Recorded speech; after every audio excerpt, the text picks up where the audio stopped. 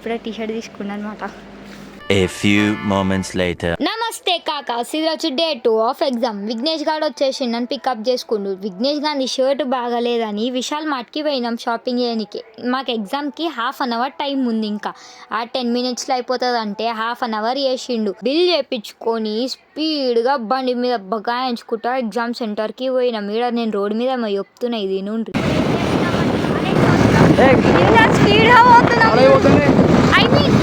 మాకు అసలు సిగ్గులే లేవు. అసలు ఏంది, ఎగ్జామ్కి 10 మినిట్స్ ఉంది, మేమేమో రప్ప కొట్టినాం. బ్యాగ్ డిక్కిలో పెట్టేసి ఉరుకుడే ఎగ్జామ్ అయిపోయిన తర్వాత అందరం చాయ్ తాగనికే పోయినాం. వాళ్ళేమో కాఫీ తాగుతుర్రు, నేనేమో చాయ్ తాగుతున్నా. ఎందుకంటే నేను చాయ్ లవర్ కాబట్టి. ఆడ శ్రీకాంత్ గాడు స్టంట్ చేస్తుండు, నేను హర్ష ఇంకా విఘ్నేష్ గాడు స్టార్ట్ అయిపోయినాం ఇంటికి. ఈడ అన్ని రాంగ్ రూట్లో కొడుతుండే విఘ్నేష్ గారికి, చాలా పడాల. మేము మళ్ళీ విశాల్ మార్ట్కి పోయి టీ షర్ట్ ఎక్స్చేంజ్ చేసినాం. ఎందుకంటే టీ షర్ట్కి బొక్కుంది. మేము పొద్దున తొందరగా చూసుకోలేదు. ఎక్స్చేంజ్కి టైం పడుతుందని మేమేమో విశాల్ మార్ట్లో మొత్తం తిరిగి టైం పాస్ చేసినాం. ఈడ నేనేమో అవుట్ఫిట్ చెక్ చేసుకుంటుండే.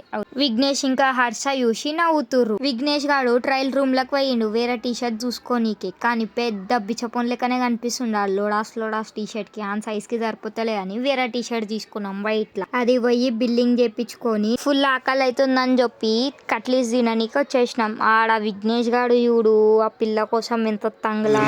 విఘ్నేష్ గాడు మొత్తుంది నా కోసం.